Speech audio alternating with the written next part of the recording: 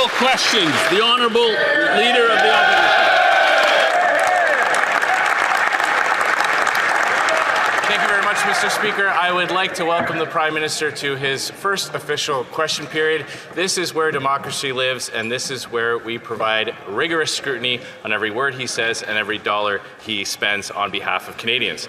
Now, let's talk about those words and dollars. During the election campaign, it was elbows up as he put retaliatory tariffs on the U.S. Then secretly, he dropped those tariffs to effectively zero.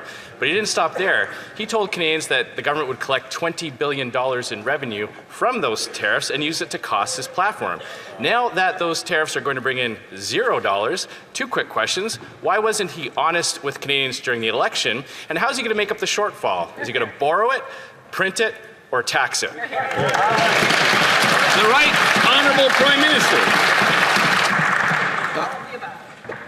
Mr. Speaker, may I first thank my constituents from Nepean for giving me the honour of being here.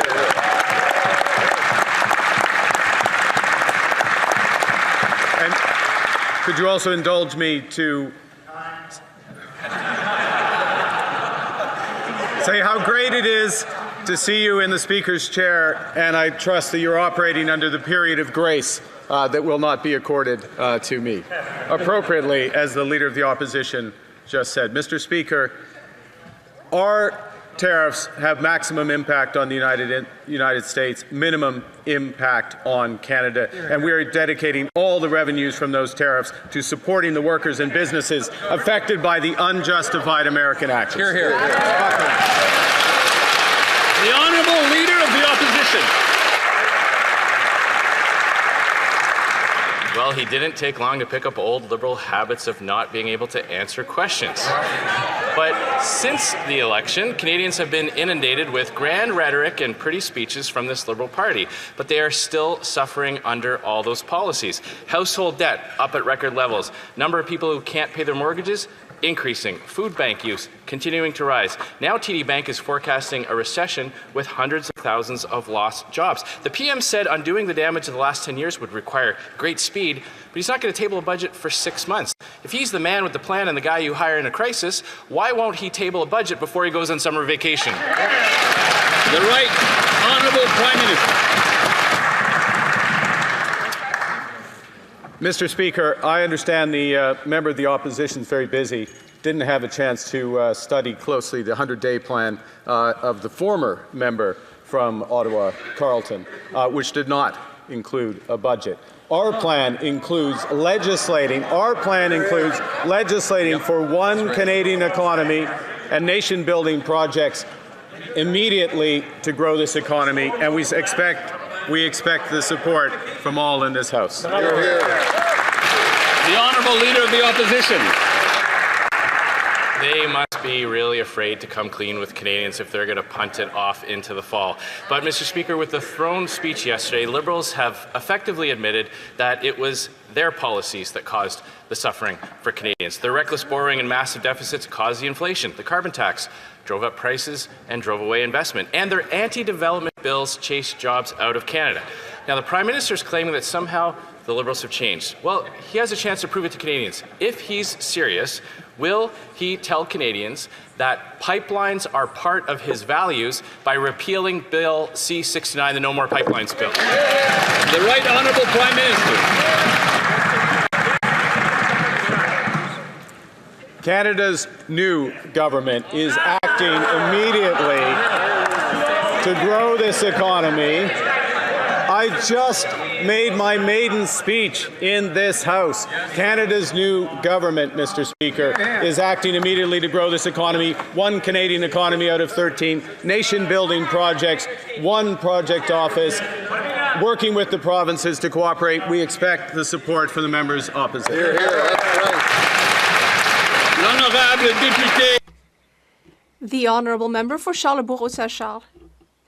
Mr. Speaker, the Prime Minister campaigned on the slogan, "The man with a plan," but the problem is that he's refusing to tell Canadians what that plan is.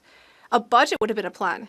The Liberals are going to go over a year without tabling a budget. That's never happened since the 60s. But what we do know is that this Prime Minister is determined to spend even more than Justin Trudeau, and he's refusing to tell Canadians how he intends to spend their money.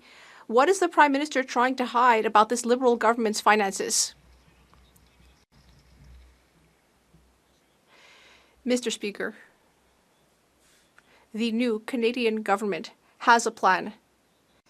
It has a daring plan, an ambitious plan to bring together the Canadian economy, have one economy instead of 13, and in order to create new projects to build this great nation. The honourable member for Charlesbourg-Haut-Saint-Charles. Mr. Speaker, what I'm seeing in front of me is the same ministers, the same government that's been in place for 10 years. We know the result of 10 years of this Liberal government. And what we have now, yes, is a new prime minister, but a prime minister with no plan. He said he had one, but he doesn't want to table a budget because he knows perfectly well that his plan is disastrous and that our public finances are in a terrible state. Will this prime minister commit to tabling a budget before the summer? The right honourable prime minister. Thank you, Mr. Speaker. This government will act immediately to cut taxes on the middle class by hundreds of dollars for the average family. We will also reduce or remove GST on new home builds. We have a plan, and we will be bringing in that plan immediately. The honourable member for Charlesbourg-Haut-Saint-Charles. Mr. Speaker, a few weeks ago, we were having an election campaign. And during the election campaign, we heard a lot about the threats of Donald Trump. Now, this government brought in retaliatory tariffs against Donald Trump, but then they discreetly took away those tariffs during the campaign. But they didn't say anything about it because they wanted to make sure that Canadians would stay scared. But now we have a $20 billion budget hole, and that's on top of a budget that already had a heavy deficit. Could we finally get a new budget so that we can understand what's going on with our finances? The Right Honourable Prime Minister. Thank you, Mr. Speaker. The member across the way must have been referring to the Conservative platform when he talked about the $20 billion deficit. Well, that's all right. Well, Mr. Speaker, we have counter tariffs against the Americans, and they will have maximum impact on the United States while having minimum impact in Canada. The honourable member for Belleuil-Chambly. Mr. Speaker, the topic that set off this election campaign and the entire basis of the Liberal strategy was the trade and tariff and even the annexation crisis that we've been seeing with Donald Trump. But despite this, yesterday's throne speech, read by a foreign monarch, did not mention trade. It did not mention tariffs. So, Mr. Speaker, I'm wondering how it is that this terrible crisis that got our Prime Minister elected, how did it just get forgotten in the throne speech? The Right Honourable Prime Minister. Thank you, Mr. Speaker. Now, for those who were there at the throne speech, for those who were there,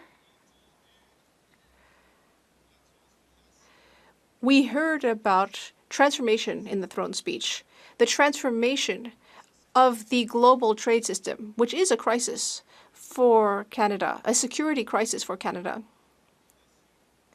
We have a daring plan in order to respond to this crisis. The honourable member for Belleuil-Chambly. Well, the Prime Minister will perhaps agree that some things are clearer when you read them than when you hear them. Now, the King's speech was incredibly centralizing, so centralizing that I think even Justin Trudeau must have felt embarrassed. We heard about a single economy, one Canadian economy, without asking anyone what they thought of that, even though the National Assembly of Quebec unanimously denounced that notion. It seems that for the Prime Minister, Canada is just a country where the provinces are like the branches of a bank that is headquartered in Toronto. The Right Honourable Prime Minister. Mr. Speaker, we are in the middle of an economic crisis. This is a time for unity. Yes, this crisis was created by the Americans, Mr. Speaker. This is a time for unity. This is why my ministers and I, or rather, the premiers and I will meet, the premiers of Quebec and the premiers of all the provinces will meet this weekend in Saskatoon. The honourable member for Belleuil-Chambly. Well, it's a little bit like a military staff meeting where the general will give orders and expect everyone else to obey. Now, on another subject, let's talk about the climate crisis. That's an issue too, you know. It's causing all sorts of problems. It's causing damage for people. It's causing economic damage as well. We believe that we need to take strong action against the climate crisis. But yesterday, in the throne speech, we heard nothing about the climate. Instead, measures are being projected that will actually harm the climate and the environment. Does the Prime Minister recognize the existence of climate change? The Right Honourable Prime Minister. Mr. Speaker, yes, of course, the climate crisis exists. And it's a major challenge facing our nation. And that's why Canada needs to become an energy superpower, both in traditional and green energy. And that's why in Alberta, at the G7,